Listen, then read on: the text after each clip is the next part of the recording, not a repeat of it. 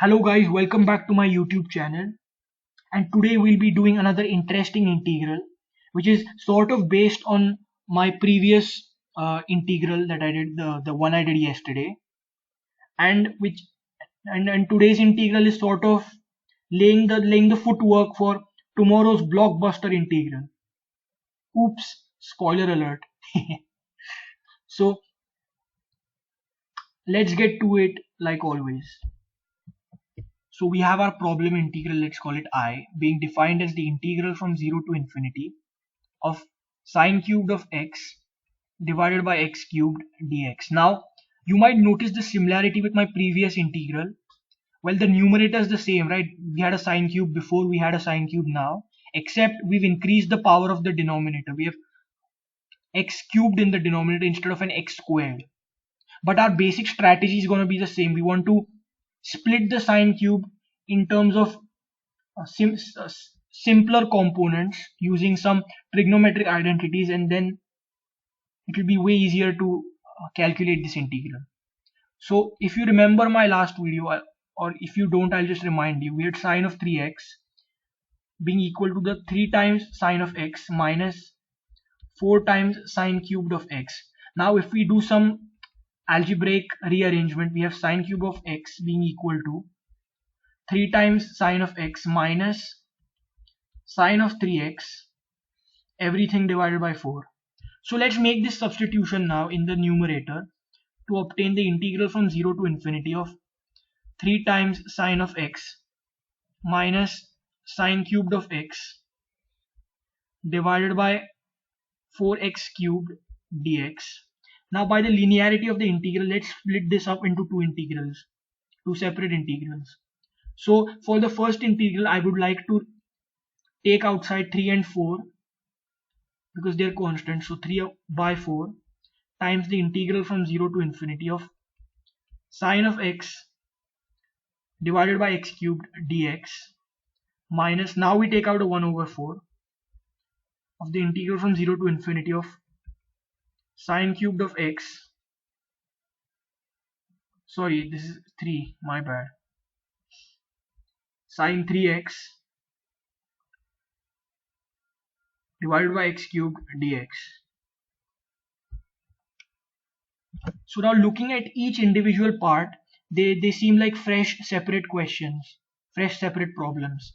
So I'm going to do them separately. I'm going to call this part I1, and I'm going to call this part excluding the negative as I2. So our basic equation, basic general equation is I is equal to I1 minus I2. And now I'm going to do each of them on a fresh page. See you there. So let's do I1 here. We have I1 being defined as 3 over 4 times the integral from 0 to infinity of sine of x divided by x cubed dx. Now the trouble again is we wish badly to obtain a power 1 for the x in the denominator, because sine of x over x is basically known, right? I did a video on that. So is there any way that we can reduce the power of 1 over x cubed to be 1 over x? Well, notice that if you find the antiderivative of 1 over x cubed, you just obtain by the chain rule, this is x to the negative third power dx. So you have x to the negative second power divided by negative 2 plus a constant of integration, which basically translates to negative 1 over 2x squared plus c. And now if you were to find the antiderivative of this part again, so negative 1 over 2x squared integrated with respect to x indefinitely is going to yield basically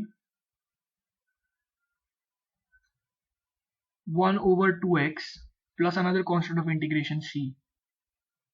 So you notice that essentially by finding the antiderivative of 1 over x cubed twice, we finally end up at a x to the power 1 term. So in other words, by integrating 1 over x cube indefinitely, we get to reduce the power of from 3 to 1. So if we integrate this thing, we would naturally have to differentiate this thing, because we have a process that's called integration by parts, right? Where you need to find the antiderivative of one function and the derivative of the other function in a formula. So it's pretty clear now, because we want to reduce the power of x cubed 1 over x cubed from 3 to 1. We will have to integrate that, and naturally we'll have to differentiate the other function. So let's do that now, and I'll erase this scratch work on the side. So now I'm taking a negative 3 over 4 outside, because if you remember, the antiderivative of 1 over x cube involves a negative. So I would like to compensate that with the negative outside, so that I have sine x as it is, and the antiderivative of 1 over x cubed will be 2x squared. We compensated the negative, so we don't need to worry about that. Evaluated from 0 to infinity minus the integral from 0 to infinity, and the derivative of the sine is the cosine of x, divided by 2x squared dx. Well, we can take the 2 outside, so we have negative 3 over 8 of sine of x over x squared, evaluated from infinity to 0, minus, and minus will make a plus, 3 over 8 times the integral from 0 to infinity of cos of x divided by x squared dx, and our square bracket. Well, actually we don't need the square bracket, because we multiplied a negative 3 over 4 with everything, so sorry for that. So now to basically evaluate sine of x over x squared when x tends to infinity, because we can't directly plug in infinity, right? So now notice, and even I even mentioned this in my last video, that when x tends to infinity, sine will just keep oscillating between negative 1 and 1. It will have some value between them, but we don't know exactly what value. So essentially we don't need to worry about that, because it's kind of bounded between negative 1 and 1. But as x goes to infinity, 1 over x squared will go to 0, because the denominator is getting really large. So this entirely will go to 0 at infinity.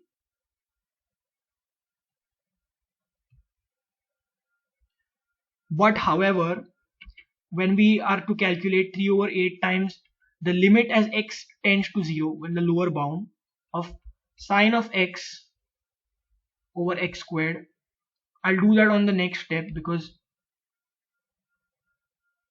we just have 3 over 8 times the integral from 0 to infinity of cosine of x over x squared dx. So now notice that we can actually split this into two limits. First is the limit as x tends to 0 of sine of x over x, then times the limit as x tends to 0 of 1 over x, right? Because we had an x squared, so x squared can be split into x and x. And I would actually like to use integration by parts on this thing, obviously integrating this because we want to reduce the power, and then naturally differentiating this. So let's do that. So now remember that the antiderivative of 1 over x squared has a negative in it. So to compensate for that negative, I'm adding a negative 3 over 8 outside, and then inside square brackets cosine as it is divided by x, now no other coefficients attached with it, evaluated from 0 to infinity, minus integral from 0 to infinity. The derivative of the cosine is the negative sign, so that negative and this negative will make a positive, sine x over x dx. So now notice that this first limit over here, I'm bracketing this, is a famous limit, right? And we know this goes to 1, famously goes to 1. So what are we left with? We just have this 3 over 8 times the limit as x tends to 0 of 1 over x. And now let's look at this. So when x tends to infinity now, cosine, like the sine, will keep oscillating between -1 and +1. It will be bounded there. It will have some value there. We don't know what. So we don't care about that. We only care about the x in the denominator. So as x tends to infinity, 1 over x will go to 0, right? So this will go to 0. And we will again have 3 over 8, the negative and negative will make a positive, times the limit as x goes to 0. Well, when x goes to 0, cosine of 0 is 1, and we have this 1 over x just separate present here, and minus 3 over 8 times the integral from 0 to infinity of sine of x over x dx. So notice that these two limits are essentially the same, so you can just add them up to make them 3 over 4 times the limit as x tends to 0 of 1 over x minus 3 over 8 times, well, what is this? We just calculated this in a previous in one of my videos, right? Not exactly my last video, but one of my, I think, last to last video we calculated this to be pi over 2.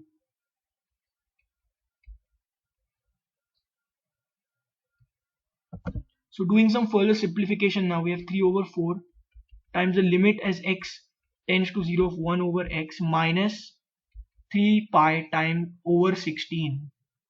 Now notice that as x tends to 0, 1 over x is basically wanting to blow to infinity, right? So I'm just keeping this term as it is. I'm not concluding that, we can't do anything further, because we still have our I2 that we have to evaluate, right? So our only relief now to get rid of this infinity is if we obtain a similar expression in I2 and then both of them cancel out on a recombination basically.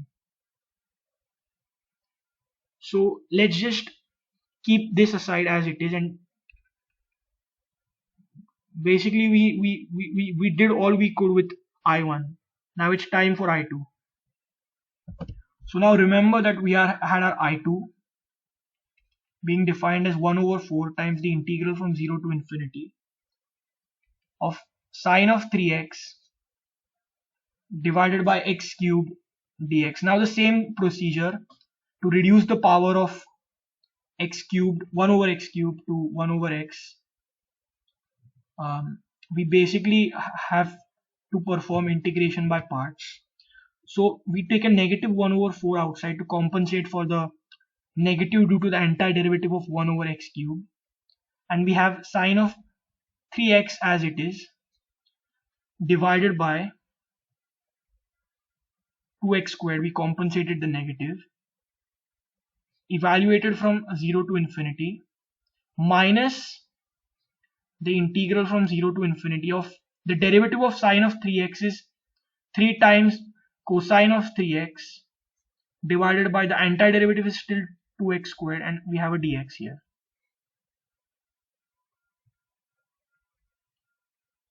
Well, so we can take the 2 outside, it's a constant, so we have negative 1 over 8 and then we have sine of 3x divided by x squared evaluated from 0 to infinity, minus and minus will make a plus 3 over 8 times the integral from 0 to infinity of cosine of 3x divided by x squared dx.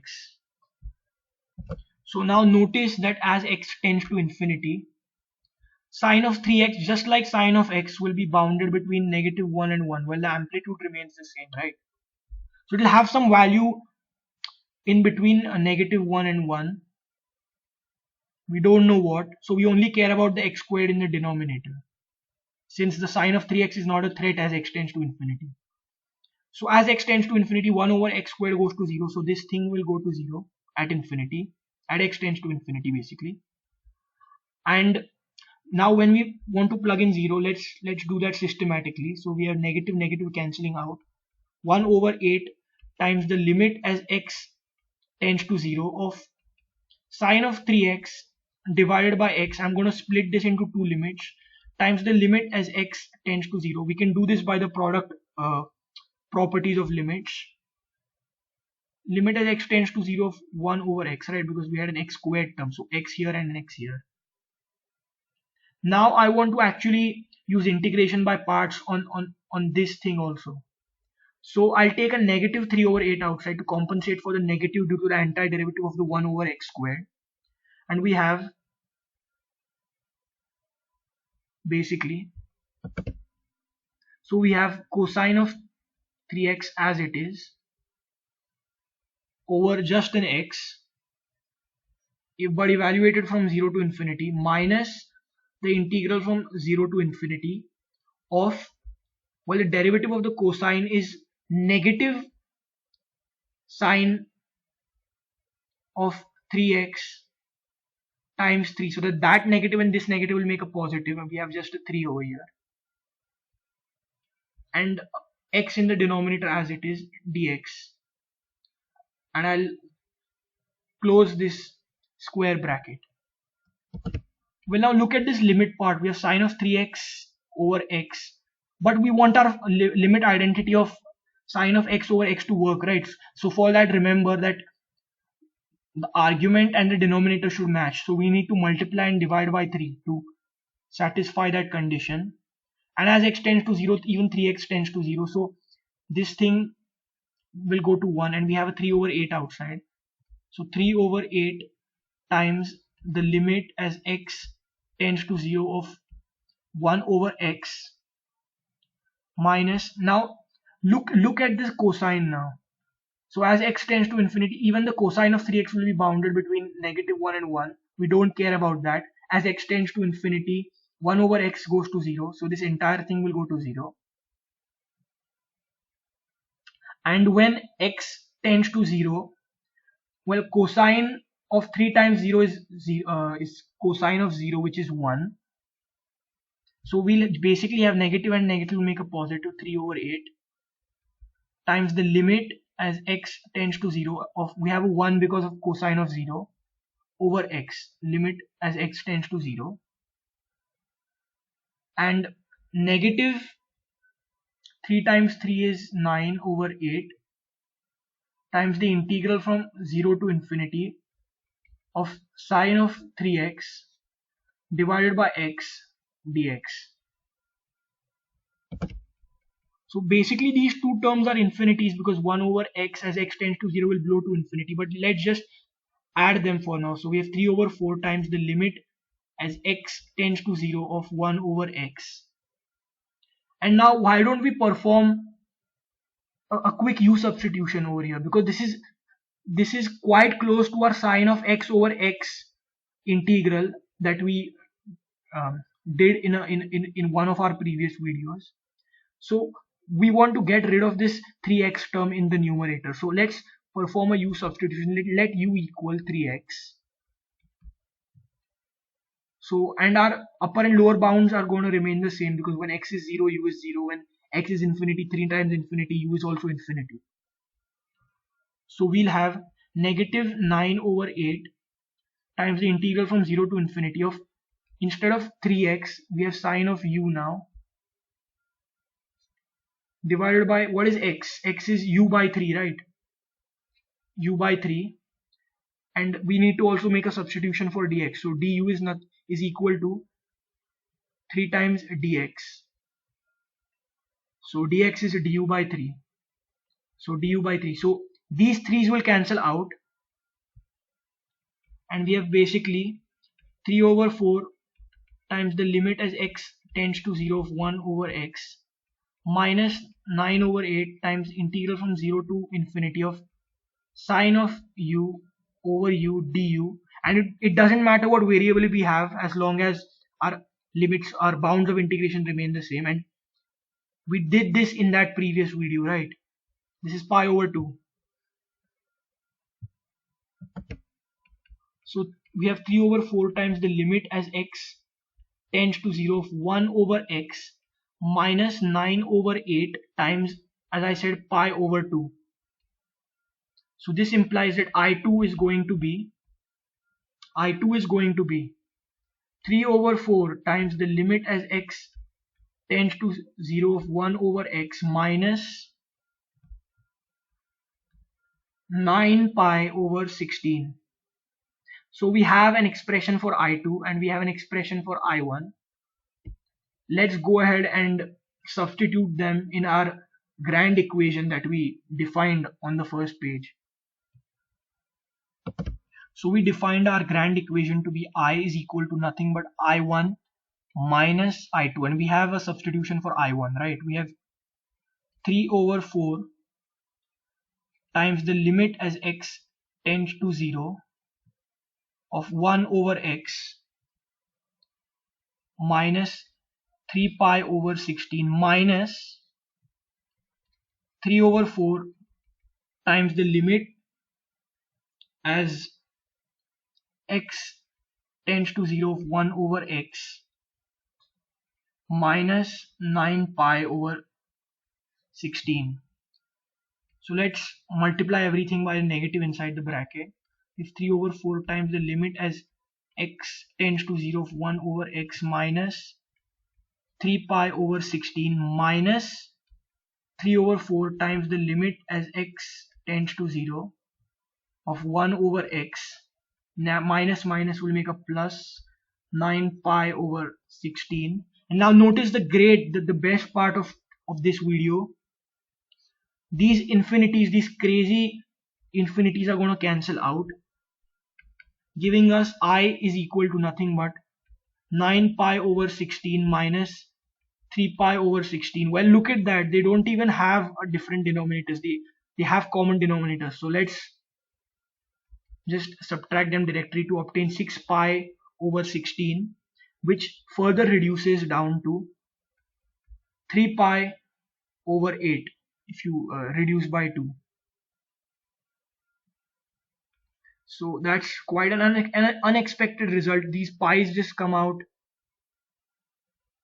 of nowhere, and you know, these infinities cancel out, giving us the greatest relief of today, if you ask me. So now what's the conclusion of today's video? What did we learn today? What did we actually do today? So we had our I being defined as the integral from 0 to infinity of sine cubed x over x cubed dx, and by separating the sine cubed and then using integration by parts twice on each part 1 and part 2, on each I1 and I2. It was quite a long process, but we ended up with 3 pi over 8. Now before ending, I would like to also point out an interesting fact to you. Well, this sine cubed of x is an odd function, and x cubed is also an odd function. And an odd function divided by an odd function is an even function because the negatives will cancel out. So this is an even function. So, well, what does all of this amount to? Well, since it seems that you guys will only want me to, you know, do some substitutions and explain mathematically, so I'll do that instead of just explaining with words. So we have our I, right? I as it is. Why don't we make a substitution? We let u equal negative x such that u is equal to negative dx, and our limits of integration are therefore going from 0 to negative infinity now of, well, x is negative u, right? So sine cubed of negative u divided by negative u the whole thing cubed, and dx is negative du, right? Well, great. So the negative can be used to flip this integral, this upper and lower bounds, to obtain integral from negative infinity to 0 now of sine of negative u the whole thing cubed divided by negative u cubed du, and this is our I, basically our I. So evaluating this, we have integral from negative infinity to 0 of, well, a sine of negative u is negative sine u to the third power, which will be negative 1 to the third power times sine of u to the third power. So negative 1 to the third power, negative 1 to the third power is going to be negative 1. Negative 1 to an odd power is always going to be negative 1. So we have negative times the sine of u cubed divided by, same thing here, negative 1 cubed times u cubed, so the, and a du. So these negatives will cancel out, giving us I is equal to integral from negative infinity to 0 of sine cubed of u over u cubed du. And this u is just a dummy variable. We can just go back to our x world as long as our upper and lower bounds remain the same. So we can write this as sine cube of x over x cubed dx. Well, if you say this is I, and I say that at the start of the problem we had an I defined as integral from 0 to infinity of sine cubed of x over x cubed dx. Why don't we add both of them? So I plus I will give us 2i, which is nothing but the integral from negative infinity to 0 of sine cube of x over x cubed dx plus integral from 0 to infinity of sine cubed of x over x cubed dx. And by properties of definite integration, since by linearity and everything, we can write this as the integral from negative infinity to infinity of sine cubed of x over x cubed dx. And we know that this thing is equal to 2i. But what is our I? We just calculated that in the entire video, right? In the entire struggle of the video. What's 1i? It's 3 pi by 8, right? So what's 2 i's?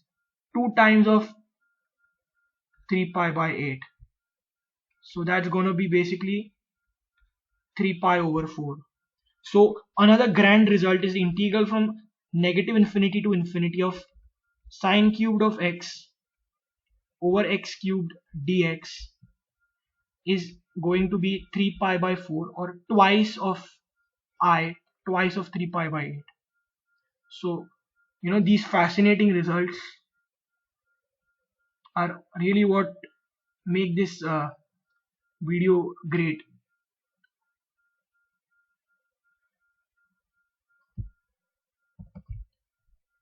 So that's it for this video, guys. Please stay tuned for my next video because it's going to be a big one. It's going to be a super blockbuster, and the integral that we did today is kind of like the foundation for that blockbuster integral. So stay tuned for that. Meanwhile, you can like, share and subscribe to my channel. Recommend me to your friends or mathophiles or anybody who likes this kind of math. And stay home, stay safe, have a nice day. Peace out.